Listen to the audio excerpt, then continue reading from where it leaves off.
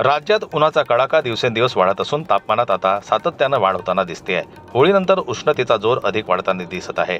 नागरिकांसह शेतकरीही उकाड्यानं हैराण झाले आहेत.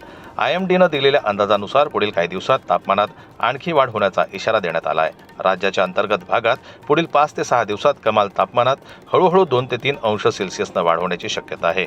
उत्तर कोकणात पुढील 2 दिवसात तापमान 2 ते 4 अंश सेल्सिअसने घट होण्याचा अंदाज असून त्यानंतर पुन्हा 2 ते 3 अंशांनी यात वाढ होण्याची शक्यता व्यक्त करण्यात येते आहे. त्यामुळे येत्या काही दिवसात उष्णतेची तीव्रता वाढण्याची शक्यता आहे.